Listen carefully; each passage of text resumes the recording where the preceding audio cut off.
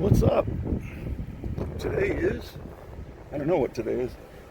Today's Friday. And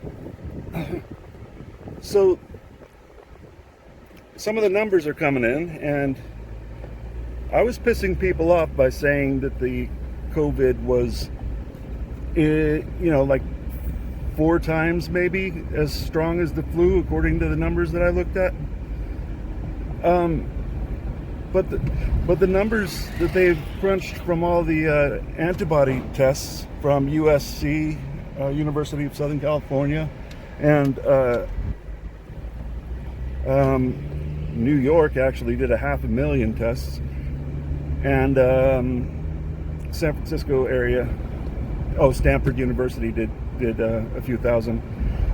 Well, they all kind of corroborate, and you look at the numbers and it's like, oh, it's right in the neighborhood of the flu. So all of shutting down the world economy over something as strong as the flu. There are models that worked on this, and the models said that it was only that it was going to kill millions of people. It just doesn't have any basis in reality.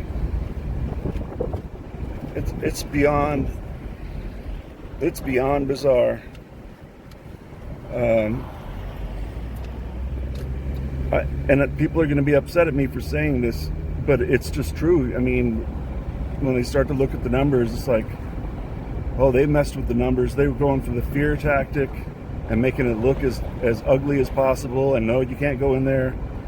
Man.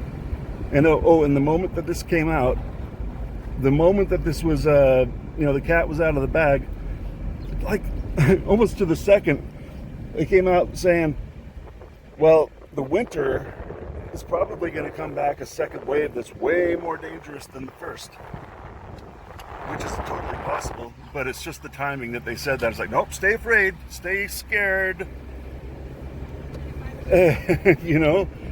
stay afraid. Think they're trying to sell a virus? I mean, a vaccine? Stay afraid. Be very afraid. And in reality, because we sheltered in place or we're not exposed to the virus, it makes it more likely that it will be very dangerous because nobody has any immunity to it because we didn't expose ourselves to it.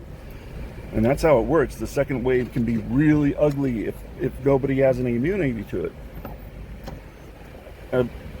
The Spanish flu didn't really start killing people till its second wave, and then it just killed people in 24 hours in wretched fashion. It killed 50 million people. This has the potential to do something like that. It really does.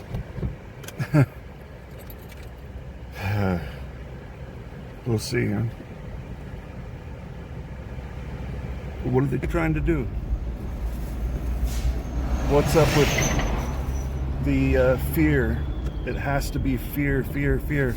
Because the moment the cat gets out of the bag and shows that it's really not that much to be afraid of, and not to be disrespectful to the people who got it, that's horrible, but this is not what they said it was going to be at all, and it's definitely no reason to shut the global economy down.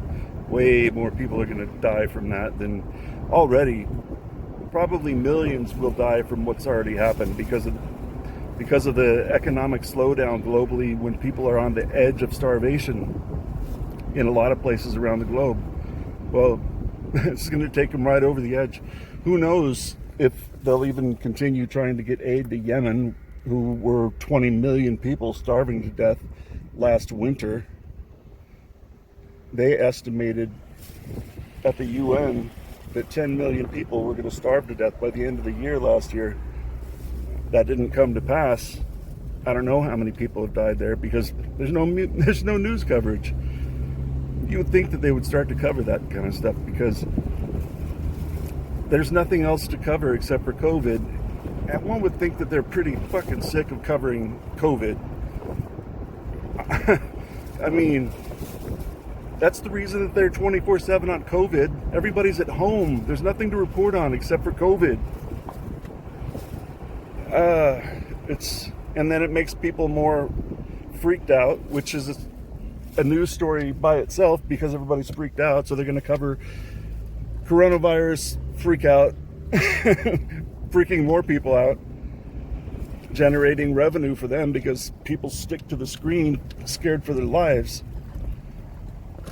That should be illegal to exploit fear on that level. It really, that's kind of, think about this. People are exposed. My whole life I've been exposed to television, but especially news has been around most of my life. News that's sensational, sensationalistic. Sensationalism has been around. Well, think about it. Say if you have a dog that is exposed to fear on an everyday basis, make them afraid of something every single day. How are they going to do after a few years? How much of that is mental illness for humans, having to be afraid of stuff all the time? It can't be good. It can't be good. Fear. Why fear? Because they're going to have the solution. And my guess is it'll come out right around elections or right before elections. Because I know Trump wants to be the hero in this. And it'll say a lot if he can't pull that off. I think he will. I think that they will put something forth that seems like the miracle cure. We shall see.